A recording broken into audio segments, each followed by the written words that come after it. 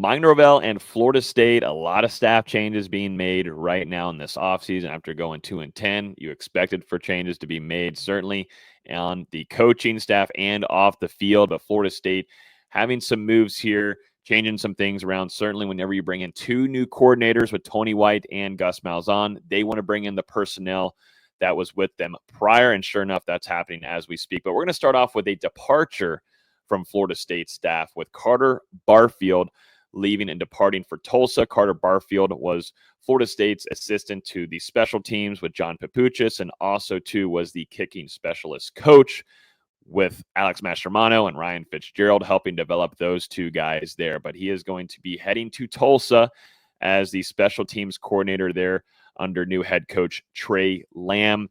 He spent the last 4 years at FSU as a special teams analyst. He helped develop standout players like I was just mentioning there with Ryan Fitzgerald and Alex Mastromano. Mastromano set an ACC record of 49.3 yards per punt, 30 punts of 50-plus yards, and was a Ray Guy finalist. And then going over to Ryan Fitzgerald, who had a really good year last year with the consistency that he was bringing to the table. You also saw his change in the year prior whenever he's kind of changing up his motion in the way that he was kicking. Once he fixed that, it was just easy money for him, definitely from deep. But Ryan Fitzgerald this year, perfect of 13-13 field goal record in 2024, including a 5 of 5 from 50-plus yards, and was a Lou Groza finalist. But, I think Barfield, I got to spend some time with Barfield, too, at practices. Really good man, really family guy-oriented as well.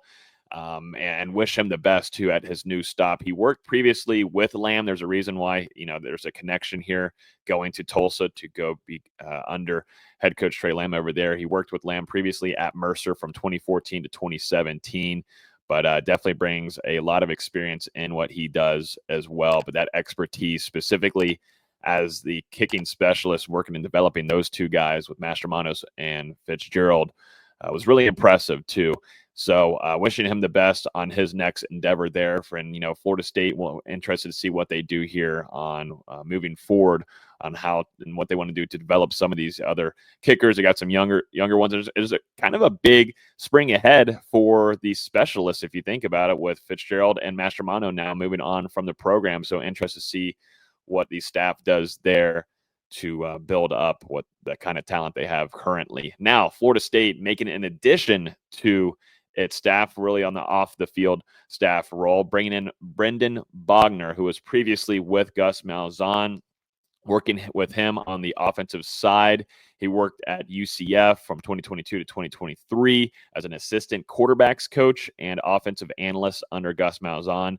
Of course, we know the success that UCF had there with back-to-back top 10 finishes in the total offense. Going all the way back, though, to Samford with his coaching experience. That began in 2020 as he was a lead offensive analyst and a quarterbacks coach, which that team contributed to 40.3 points per game on offense. And then he went over to Troy in 2021, where he was a graduate assistant focusing on quarterbacks. And in that time, they averaged 238.7 passing yards per game. He's expected to probably fill the role previously held by senior offensive analyst Austin Tucker, who has been promoted to assistant wide receivers coach now under Tim Harris Jr., who is, yes, the wide receivers coach, but also to the passing game coordinator as well. But that strong connection with Gus Malzahn is just kind of aligning up in what they want to do with their offensive strategy going into this 2025 year. But yes, it makes sense to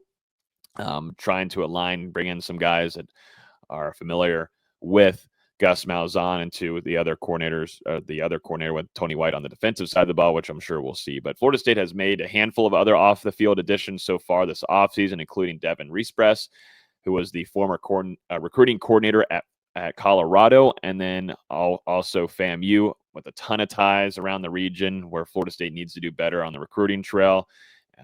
But coming away or leaving Deion Sanders over there. And then Florida State also most recently bringing over Cooper Williams, who spent last season with Missouri, but was with Florida State for a while there, helping under Alex Atkins and coaching the offensive line group.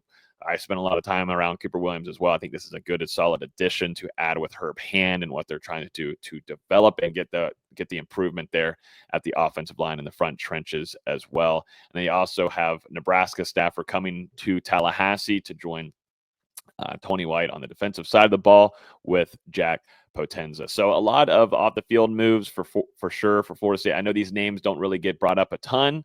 It's mainly the position group coaches as well. But I think to get you guys kind of educated on the back end of things and how things work there, because a lot of, if you think about it, with Mike Norvell, he does like to upgrade some of his coaches. And so I think too, something as well to keep an eye on too, and what Florida State wants to do with Tony Tokarz, Florida State's quarterbacks coach. I'm interested to see how that that meshes with the new addition of Brendan Bogner, and interested to see what some things shift out. And as usual, when we arrive at spring practices and spring camp, things look a little bit different all across the board, and most certainly is going to look different going into this camp after the season that Florida State had last year. So if you enjoyed the video, definitely appreciate it if you would hit the like button down below. We're seeing tons of love on YouTube, and super, super appreciative. And also, too, taking any kind of advice that you would like to see from us here, and definitely looking at the comments. And if you want to, hit that subscribe button. We're almost there to 15,500 subscribers. So I think we're only about 15 away. So if you want to hit that subscribe button, it would be deeply appreciated on our end. And we'll see you in the next video.